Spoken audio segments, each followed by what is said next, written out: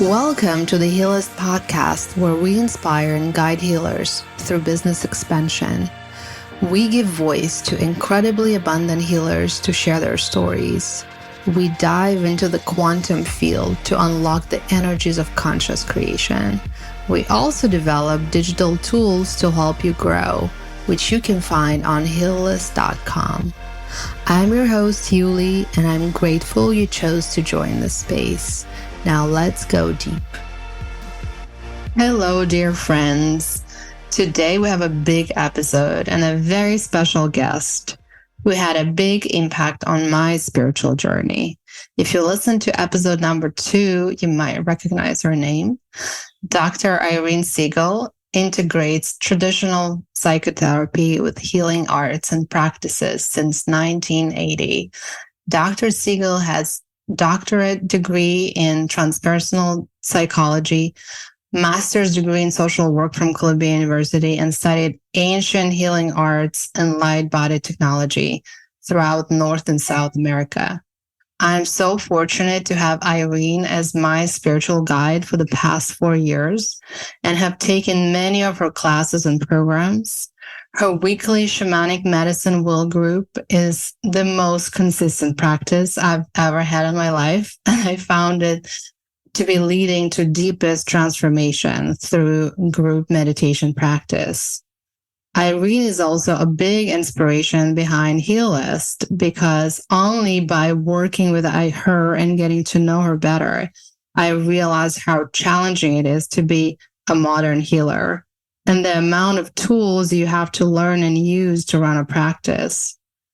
So today we'll be talking about multidimensionality in business, ranges and frequencies of energy and light that can be held concurrently in the creative process. It's a big subject, and I'm so excited to have Irene here. And my intention for this episode is to bring Irene's wisdom to our audience and our listeners. I think it's just, she's someone who's very profound. One of the first people that I met who can actually speak about this idea of building business with energies and using energies in this tridimensional plane. And I'm just excited to have her wisdom here and share it with as many people as possible. So thank you, Irene, for joining us today. And please share your intention as well. Thank you, Yuli. It's a pleasure to be here with you. So my intention is to hold up an energy even in this podcast so people start to understand how to expand their own ability in the creative process and to bless your podcast with energy and light. Oh, that is such a treat. Thank you so much. So Irene, to start off the discussion, I just wanted to ask you to share with us, how do you juggle it all? And I mean energetically, right? Because you have your private practice, a psychotherapy practice, you create courses for therapists, you run weekly meditation groups. I mean, you speak at conferences and events, you write papers. How does it look for you energetically? And how do you decide where to focus your energy? The energetic part is the easiest part, because it's all based in higher frequency and higher energy. So it's really juggling the ordinary reality and trying to make time and space in my life in terms of linear time. But when I create with energy, it really is about bringing in higher frequencies into the creative process. So whether I'm writing a book or an article, whether I'm speaking at a conference, whether I'm teaching a program or working with my clients, I get into a state of expanded awareness within myself that is based on what I've learned for many, many years. I've studied Awakening Your Light Body as taught by Dwayne Packer and Sanaya Roman, and they teach how to awaken energy centers similar to the chakras, but closer to a soul level. So with every creative process, I draw on those higher energies and I approach it from those ranges of frequency. In ancient wisdom traditions, such as those of the indigenous Native American Indians or Eastern philosophies, they believe that all is energy. and that whatever we create in our ordinary world begins as energy. So if we plant the seeds and set the foundation to bring in energy of higher consciousness, then the creative process flows through at that range of frequency. So it's kind of like when we turn on a radio and we can choose different stations. We can choose either hard rock or we could choose soft, mellow music. Different frequencies, and they all have their place in our reality.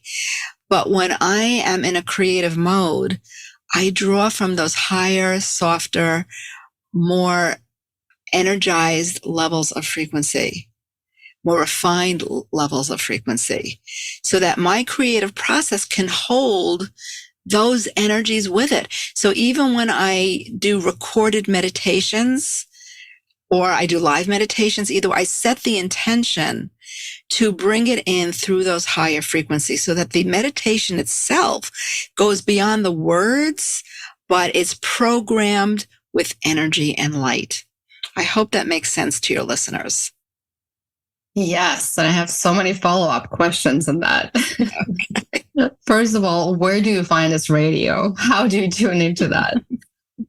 Well, it really takes studying with a teacher. So one of the programs that I have learned for many, many years and that I actually teach is Awakening Your Light Body. It's a 6-month program. So it's for dedicated students who really want to open to those centers. And we learn how to go from the lower frequencies of energy based in the emotions and the mental constructs in our everyday world, to the higher frequencies that are based in an open heart, unconditional love, higher awareness, soul connection. It's not something you can learn to do overnight. It's something that you have to nurture in yourself.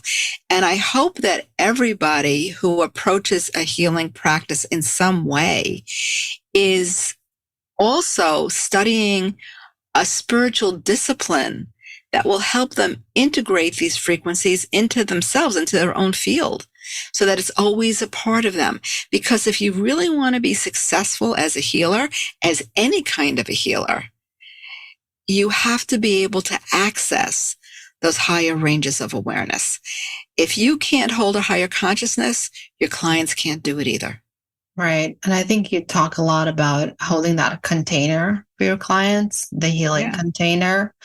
Is that part of it? Can you share a little bit more detail? How do you do that and how does it work? So when I see a psychotherapy client, let's say, and I'm always using EMDR. I'm an EMDR consultant. I have been integrating a transpersonal spiritual approach into the EMDR practice. I teach it. I lecture about it at international conferences. But what I do is when I sit down with a client, I'll start with 3 deep breaths, and sometimes the client will do it with me. And I will shift states. Now, we are constantly shifting states all day long. We go from a very awake and alert state to a meditative state, a calm state, or a sleep state. And there are ranges in between. So we're constantly shifting states of awareness, but we can consciously make a choice about that. So I'm sitting with a client and I get very relaxed and I get into a very deep space within myself. And I start to consciously run my energies, meaning bringing focus of awareness through my energy centers up the spine and up to my own soul connection. And I straddle the worlds between that expanded state of awareness and my everyday consciousness. So I could be in a session with a client and I can be talking to them and I can still be holding these different ranges of awareness. My clients in their practice go through silent space of processing, and they learn how to match the state that I'm holding. Now, this doesn't even require an explanation to my clients. It just requires that I'm bringing an energy into the shared field that the client has the option of stepping into. And when the client responds to that, and we're holding this resonance together, their processing of their emotional issues is extraordinary. It becomes very fast, very complete, and they move from healing trauma to actually beginning a process of spiritual awakening. And it's a beautiful process. So psychotherapy isn't just about healing something from the past and functioning better in the present. It's about reaching our fullest potential. So I stay very centered in myself. So even with a client who might be really agitated or upset or angry or depressed, whatever it might be, the more agitated they become, the more I consciously go deeper into myself. And it brings a soothing energy into the shared field that then we hold together. One of my colleagues called this EMDR on steroids because the process speeds up so fast, and the client by the end of the session is having some really extraordinary awarenesses. So I hope that explains it, because it really has to do what's happening internally in the healer. Not so much the technique you use with the client, whether you're a therapist or an energy medicine healer or a Reiki practitioner. It's all about what you are holding within yourself and bringing into the shared field. Now, this is, first of all, fascinating. And the way you work with clients, to me, is just so groundbreaking. And with that, of course, there's a challenge, right? Because like you said, a lot of the work that you do, it is happening internally and it's happening on an energetic level. And we all know, a lot of healers can relate to that, how hard it is sometimes to put to words, right? We still live in a world that people communicate via this spoken word, right? And I think in a way, as a psychotherapist, it might be easier to communicate that because they also get the advantage of a psychotherapy session. When you're a healer that's doing purely energetic work, I think it becomes very challenging to, one, communicate to people what you do. Why is sitting in silence, for example, with a client, it could be very profound and healing, right? And and often your clients are not on the same level of comprehension or knowledge about those fields. So what have you seen, is there any advice or any learnings that you've seen from your practice that can help in that? Well, I don't usually explain this to my clients. I let them just be in their experience.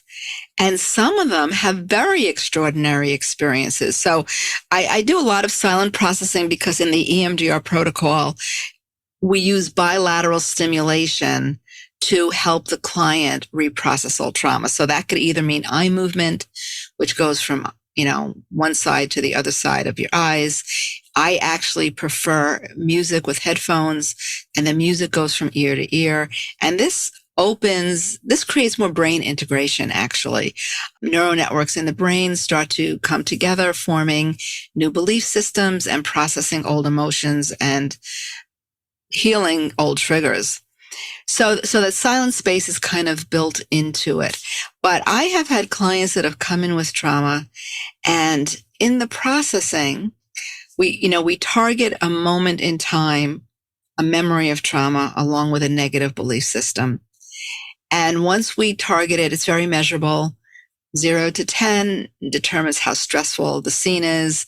When we come up with a positive belief, 1 is not true at all. 7 is completely true. So we're constantly measuring. But I have had clients come in with trauma. We target the belief system. We look at the trauma, and they could say all these years later, it's a stress of a 10, like the most it could be. It's a stress. And they sit quiet and they process, and I'm holding open the energetic field. I'm getting centered within myself. I'm sensing what's happening in the field. They're just in their experience. I'm not explaining it to them. And I have had clients that will come out of the silent processing and say to me, oh my God, I just imagined myself turning into light. do you think that that's crazy? And I'll say, no, it's not crazy. I mean, how did it feel for you? And they'll say, it felt great. And I'll say, then let's just go with that. And then I just let them go with that. Or they might go from negative beliefs about themselves, like, I'm not lovable. And as we heal the trauma, they realize that they are lovable. But then as we stay with it, they realize that they are love. And I just have them keep going with it. And again, I'm just tracking the energy. I'm feeling the resonance, and I'm just holding myself steady in my own range of energy. And then they might go from I'm lovable to I'm light. And from light, they might go to I am.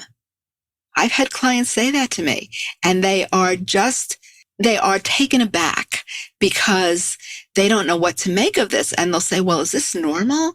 Am I crazy? What is this? And I'll just say, well, what are you feeling right now? And the feeling is always a very positive feeling. And I'll say, then don't judge it. And when they see that I don't judge it, then they don't judge it. And so now we are beyond just healing trauma, and we're helping them reach their highest potential. And they're starting to remember their essence. I did a study on this actually quite a few years ago, where I interviewed therapists, transpersonal therapists who work in these transpersonal ranges, meaning these spiritual ranges. And they said, and I agree with them, that you don't have to say a word to the client about this, that they can on their own decide to start meditating, decide to go to yoga classes, decide to take Reiki training. And this is what happens. They don't have to be spiritually oriented to be responsive to the process. And it is extraordinary. And because we're in this state, this calm, higher state of awareness, it's energizing for both of us. So I don't come out of a session feeling exhausted. I come out of a session feeling energized, because look at the energy that we're holding together. It comes back again to the healer. You just stay in your energy. The client does not have to understand anything. And if a client asks me specifically, because I've had clients say to me, I feel like you're right there, like you're right next to me, but you're not. You're like across the room. Or even over Zoom during the pandemic, they still felt my presence right there. And they want to know, what is that? I don't go into a lot of detail.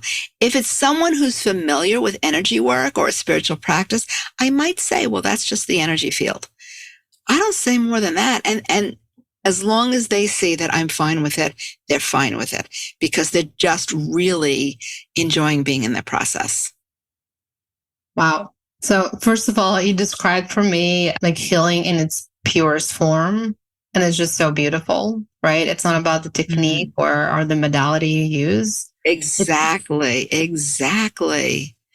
You know, that's that old saying, we can't take a client higher than where we are. Is it true for any kind of healing work?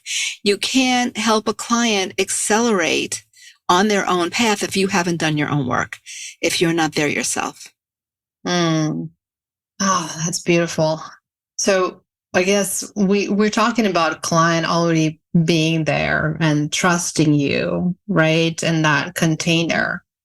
But how do you get people actually to even come to that container, right? Because I guess in psychotherapy case, it's a little easier because they still coming through a more of a traditional door that their mind and brain is comfortable with. But with many of those other healing modalities and some of the ancient traditions that are not necessarily related to the client lineage, and they might not feel any connection with, but we know that they can be extremely effective, right? How do you bring people to trust you in that container or even try that? Well, they can come through a variety of different ways. I mean, I've had some clients that actually then join my meditation group, which is based in Incan tradition of the medicine wheel, because they're just opening up in session and then it's a natural step for them. But I also teach programs to therapists and I lecture at conferences. So when therapists actually take one of my programs, then I always integrate meditation into it.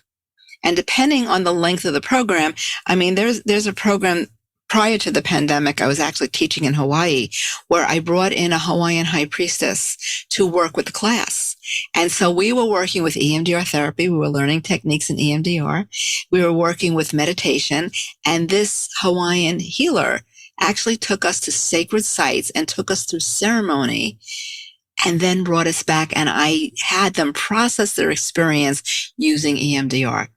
Now, they had some idea of what they signed up for, but they didn't really know what they signed up for. Okay. I love it so much. And they were just in awe. So after that program, many of them continued with me, you know, in meditation, and they would follow the programs that I was teaching. The other way I get people into my programs is since the beginning of the pandemic, I've been offering free guided meditations for personal and planetary healing. When the pandemic started, I was doing it once a week on Friday nights. Then it went to every other week. Now I'm doing it once a month on a Friday evening. And I keep doing it because people want to show up. So they show up because they know me, or they invite friends. It's open to anybody. They pass along the email announcement, and people register for it and they show up. And these are people who might not be that familiar with meditation. They just know they need some stress reduction in this crazy world. Okay. And they show up at their friend's recommendation and they come, and then they have an extraordinary experience and they want more. So there's a variety of ways that people find me. You found me by just reading that I was teaching a program there where you live, you know, and you showed up. I always think that when people show up, it's never by chance. You know, again, there's something in the energy that they're attracted to and they want to learn more. I could not agree more. I'm a testament to that. I picked Irene's program out of this booklet by a complete chance. Obviously, we all know at this point that it wasn't, but it was the one open weekend I had, and I wanted to do something for myself. I wanted to do like a quick retreat. And Irene happened to be right here, a couple of miles from my house, teaching a program. At that point, I knew nothing about Irene. I haven't had actually regular meditation practice at that point, and I needed to. Therefore, I found you. But it was completely by chance. But yet, the deeper I got into your teachings, it was so clear that none of this was by chance. And I meant to find you. I meant to find that retreat, which a lot of the people that came to that retreat, they also continue now in the Monday night meditation group that I haven't missed in the last 3 years. So it's the same community. And if I haven't had that, I would never find the light body class course that I did with you that completely changed my perception of energy and introduced me to the energy work. So it's just amazing how some of those small decisions in our life lead to so many life changes and so many changes in perception. So I can definitely attest to that. No, I think no one that finds Irene, or I think most prominent healers, no one comes to them by chance. I think that's really true. I mean, the same thing happened for me. I wanted to go on a meditation retreat. This is a lot of years ago. And Omega had recently opened up. And I looked in their catalog and I said, this is the one. And I actually started studying with Alberto Vialdo, who ended up taking me down to South America several times over a 10-year period of time. And I was doing some co-leading of groups down there as well. And the first day of my work with him, I thought, I know this work. This is a deep part of me that now someone is showing me how to access. So that was not by chance. I don't think this ever happens by chance. Right. So you talked a little bit about how during the pandemic, a lot of your work went online and how now you are learning. I guess you always knew how to work with energies remotely. Mm-hmm. But talk to me about how this practice changed in the last couple of years, and how do you work with energies in this virtual dimension? You know, in the ancient wisdom traditions, it's one field, it's one energy field. And in the Incan healing tradition, in other native indigenous tribes, when they teach healing, it really doesn't matter if you're right in front of the person with hands on or if you're at a distance.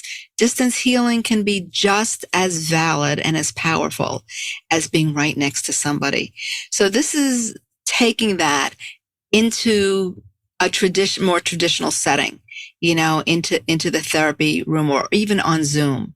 Even on Zoom, someone's at a distance, but they're right there. And I can't tell you how many clients said to me, especially at the beginning of the pandemic, do you really think this is going to work on Zoom? I said, well, find out. And to me, it was just as powerful. And for my clients, still, they were reporting the same thing. I imagine myself as light. I mean, they are just still in the energy. It doesn't matter if you're next to the person or at a distance. Now, of course, what we had to adapt to was the technology. That's the hardest part, okay? Learning the technology is not easy, and technology continues to change and evolve. So every day I have to learn something new. But in terms of the healing energy and the healing practice, I don't have to be right on top of my client. So for myself, and again, this doesn't have to be explained to the clients, but I can envision their energy field. I could be sitting with them. I can envision the field. I could notice their energy centers. I can feel the resonance between them and myself. Even when I lead a group on Zoom, because that Monday night group that you are referring to, Yuli, started out in my office for many, many years. And maybe there was about 8, 10, 14, 15, maybe 16 people in the group. And then I took it online, and we've had up to 40 people in the group. Now, it can be really powerful, that group process. And these are people from around the United States, Canada. We've had some people from other countries come as well. And the group energy is amazing. So the experience itself is really a validation to what ancient healing traditions have been talking about since their inception. And now we're seeing it in modern form. So you just have to know how to use the imagination, how to cultivate those inner senses, how to be in your own field, in your own expanded field, and how to sense the field of the person that you're working with. And it's just holding open the energy. When I work with a group, we're calling on the forces of nature. We're bringing in our guides and our teachers. I'm envisioning it. I'm feeling it. And it's for the whole group. And I'm just holding the container in place. So I can attest that those meditations are so powerful. And yes, we do them on Zoom, but the level of the visions and the experiences and the mystical experiences that happen in that group is just fascinating. And I think one of the most interesting things about it, that many of us often have similar experiences. Yes, because it's one field. And that always blows my mind. I know it happened, several times already, and we should know better. Yes, we understand that's possible, but yet every time it happens, it just blows our minds that how many people, and sometimes each will be working in each direction on our own kind of personal journey and what we're going through. And yet somehow by the end of the direction, we all realizing we're working on the same thing. Exactly. So you see how powerful it is. Very powerful experience. It's extremely powerful. And I think you set stage very nicely for my next question, which is about how do we use those energies and those frequencies for conscious creation? Well, there are different aspects to that. First of all, you have to be skilled. You have to have skills in the ordinary world. So I have cultivated my skills as a therapist. I've cultivated my skills as a spiritual leader using the medicine wheel. Okay. I have developed that in my everyday life. And I think being skilled at what you do and having a specialty is really important. Okay. Even when I lead a meditation, I know the words, but it's so far beyond words. So you take what you know, you take what you're really skilled at, and you find a specialty, and then you create it within a container filled with higher energy. So what does that mean? So when I'm with a client, as I was describing before, I am accelerating my energy into a higher frequency. And even in Eastern tradition, and this is really what homeopathy is built upon, the lower frequency will resonate with the higher frequency. So you charge your creative process with the higher frequency so that what you're creating and who you attract are created to those ranges of frequency. So you're straddling the worlds. You're building in your everyday world within the context of linear time and space. You're developing your skills. I mean, I can't tell you how many programs I've studied, how much I've done in terms of becoming a therapist, becoming a writer, all of this. And I had to be skilled in that. And then to put out the energy. All right, here's this creative process. Let me infuse it with higher energy.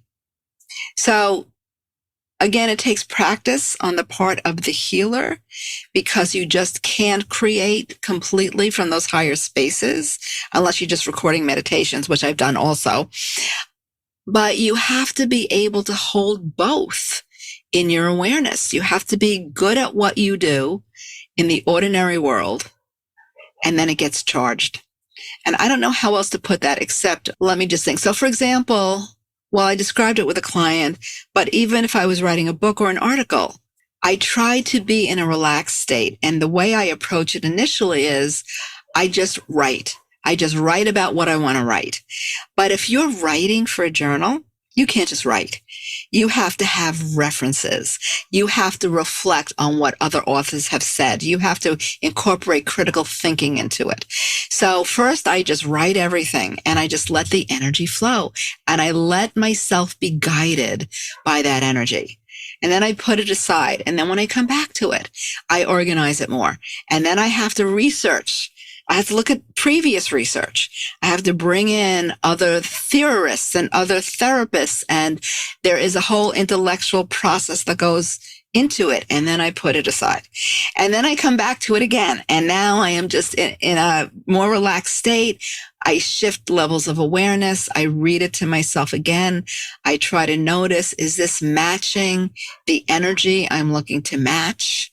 So I kind of go back and forth with it. It's different if I'm leading a group in meditation. I'm just in that higher frequency and I'm following my own inner guidance. I have musical background, and I have to tell you, Yuli, when I lead a meditation, I don't have much of a pre-thought organization about it. I'll have a general topic that we're doing, but I let it just download. And that's what it is. It just downloads from those higher ranges of energy. And I'm just observing it. And sometimes students have said to me, I saw this image before you said it. That's because it's one field. Okay, we're in the same field. We're following the same energy. So I hope that explains it a little bit.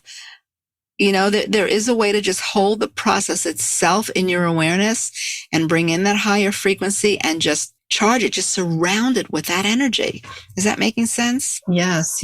No, that is a beautiful description. And I'm just trying to think, how to apply it to other businesses, right? I'm just thinking about myself building a startup company, which is a long process, a complicated and technical process. Yes. That involves a lot of different pieces and planning out the technical side of it, but also charging it with the right frequencies, right? And working with different planes, right? We have the three-dimensional plane, we have the virtual plane, we have the energy plane. So it's just a very complex process. And I personally also found that imagination is a big piece of it. Yes. When we create, especially when we create products that are, physical or virtual, also having that energetic piece mapped out in your imagination, I found to be extremely useful. I never actually studied or understood the theory of it. It just kind of came to me naturally, actually, during one of our meditations when we did the labyrinth walk over the summer. Mm-hmm. I just had the vision of how it will work, how it will look like on the energetic plane. And it fascinated me. But at the same time, I could not really explain, I couldn't put it into words. Yeah. I mean, that's a great way to create. If you have a potential project, get into a meditative state, just hold it in your awareness and notice what downloads. Because everything begins as energy and then it comes into form. So the energy that you bring in will determine the form that it takes. So even with what you're creating now, bring the creative process into a meditative process for you. Just hold it, find it as energy, notice it as energy.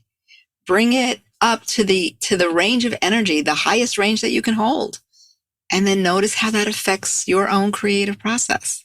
Right. So do you use any visualization tools in that process, or is it all completely kind of abstract? I happen to be extremely visual. Not everybody is. You don't have to be visual. But I'm always seeing light and energy and teachers and guides. And, you don't want to force a process. You want to let it be whatever it is for you. Because once you start to force it and say, gee, this needs to be visual, or this needs to be this or that, then you're not really in the energy that you need to be in. Right. I think this is kind of like where our brain interferes often, right? Yeah. We have those expectations. Now, well, I'm supposed to be seeing a guide, but I don't see anyone yet. Or, Right. Or sometimes when I say to people that I see those things visually in my mind, and they have a different projects have shape and form on their own. Mm-hmm. And I have those vivid kind of meditations involving that. I think not everyone can relate to that. And this is where I kind of, try to put it into, I don't want to use the word like, is that normal, or is that what we all supposed to see, but some of us see it, some of us don't? Or is it all just a simply product of my imagination because I'm a very creative person? I studied art for 15 years and it's just like my brain just creates those images. You know what? It's going to filter through whatever skills you have. Let it be whatever it is. And of course, it involves the imagination. You can't do this without imagination. It comes through the imagination. Your brain is processing it in a way that it shows up in your imagination. Just let it be and go with it. Go with the flow. Yeah, it does not have to be hard. It shouldn't be hard. I mean, if it's hard, then you're not in the energy. Some people describe it as a sinking deeper into themselves. Other people describe it as an expansion of reaching something higher than themselves. I mean, people will have their own way to describe it, and they'll have their own experience. And there is really no one right way or not. The best thing I do believe is to work with a teacher who can help you get into those higher ranges. However you experience it is going to be your personal experience. But a teacher can be very, very helpful in terms of opening those energies. Yes, I couldn't agree more. You need a guide in that process, because I think it can also be sometimes confusing. Yes. Right? Because suddenly your realities kind of mix up and you might not know what's real, what's not. Right. Listen, it's all real on different levels. Right. It's all real. I mean, the ordinary and the non-ordinary realities, one is just as real as the other one. And that's what we're not used to in our Western thinking. We think one is, it's just my imagination, or this is just not real. And listen, in 3/4 of the world that understand, this kind of healing, they know that both can be just as real as the other. Right. And there's also, I think what comes up a lot is the whole talk about manifestation, right? There's more and more people aware of that process of manifesting something, putting intentions out there. And especially in the business world, right? Like we want to manifest certain things. A lot of people talk about abundance, obviously. But how do you see those planes in the business world kind of working together, right? There's this beautiful meditations and we travel those worlds, and how does it connect back to the 3D reality? Well, you can certainly set intentions, but the intention itself should come from the spiritual level, not from the lower ordinary reality level. So you're creating a business. You want your business to be successful. You can start with it as energy, get directed as energy. What do I do next? But it goes back to what I said earlier. As a business person, hopefully you already have the skills as a business person. You know how to utilize those skills. So follow the vision from the higher frequencies and then implement it in the lower world. So when you actually envision something, see, intention is important, but there was this whole flow of information that came out from the 90s into the early 2000s. Let's create a vision board. Let's have positive affirmations. You can create really whatever you want to create that way, but it might not resonate with your soul's vision. So you might say, I want my business to be successful. I want a bigger house. I want to make more money. I want a better relationship. You can create all of that by setting those intentions. But at the same time, if the vision comes from a soul level and you work with it first as energy, what might come through is different than what your logical mind is looking to have you create. So I always start as energy, and then I try to implement based on my own skill set. And look, if I'm not good in a certain area in terms like technology, I have to turn to other people to teach me, to help me with it. And that's fine. You reach out in whatever ways you need to reach out. But the vision and the intention should start as energy, start as soul awareness. And then you put it, and then it will flow. It will really flow. And if something isn't flowing for you, you need to look at your own belief system and notice what's getting in the way. Because that's what it comes down to. We can think to ourselves that there are certain areas in our lives where we always manifest easily. And we keep manifesting easily because that's the belief. And then there might be areas in our life where we always struggle and we say to ourselves, oh my God, this is always so hard for me. Well, that's what we're reinforcing. And then yes, it is always so hard. So if there is struggle, take a step back, let it kind of work itself out deeper within you. You'll notice when the flow starts again, as you work on yourself to change your own belief systems, you might be led in another direction that you didn't even expect.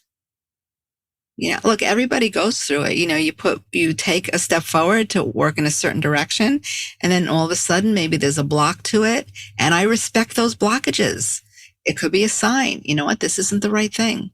Let me step back and wait. There are times when you have to just wait and let it come through.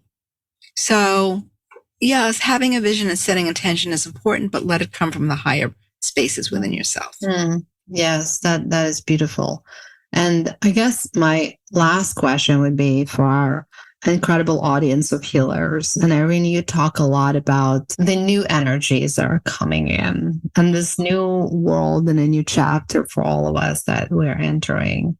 What is the role of a healer and what message you would like to send to anyone who's thinking about stepping on the path to become a healer? People are already practicing and already out there. What is the message that you can send to them? I do think that there are higher energies and accelerated energies that are coming to a planet. That could be a whole discussion, okay? But what I'll say is I do believe that people that are coming in as healers now are here intentionally, that there's a soul purpose in being here during this time, because this is a time of transition for our planet. We can look around and say, oh my God, our planet is in chaos, and it is. But the old isn't working anymore, and we're seeing that really, really clearly. And chaos and destruction can really come before a shift in consciousness on a planetary level and on a personal level. So people that are here as healers, I believe we're here to help others make that transition, to transition in terms of consciousness, to be able to help them adapt to new ranges of awareness, to new energies coming through. Because if you're not prepared, it could seem very chaotic. It could seem almost scary if you start to have an experience that you didn't expect. So the role of the healer is to be that bridge between what we have known and what we're moving towards. And in many of the ancient wisdom traditions, they talk about us entering the golden age now, from the end of 2012 moving forward, these next couple of thousand years, which is really a whole different range of energy. And you might, even healers, they feel it in themselves. Something's changing. There's an acceleration of their own process. So know that you're here to carry that and hold that, and to almost be like the tuning fork for others so that they could move through this in a way that is kind of flowing for them. And it just makes the transition easier without doing a whole lecture on it. It's a little bit hard to say more, but yeah, be aware of the new energies and just know, as we start to feel like things are changing for us, or we have signs in our life that we have to take another step into another direction because it's just time to do that. Let yourself try to be open, to the new that comes, and just hold the energy.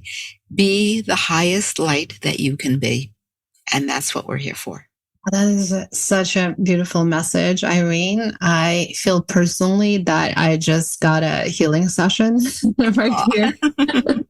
and I hope that our listeners will feel the same. Thank you so much for holding this beautiful container for this discussion that has so many depths. I feel like I'll have to listen to it a couple of times just to absorb all the advice and the wisdom that you shared with us.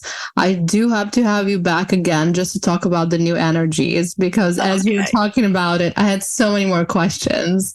So hopefully there will be part 2.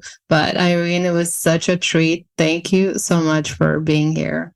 And I want to thank you. And I want to just mention that I had created a podcast called Transpersonal Journey. So that's available. And I also have a book out called The Sacred Path of the Therapist, Modern Healing, Ancient Wisdom, and Client Transformation. And that really goes into more detail as to how I blend the work of a healer and a therapist.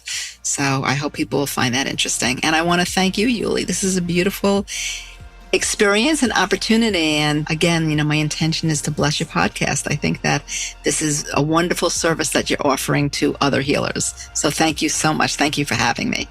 Aho. Aho.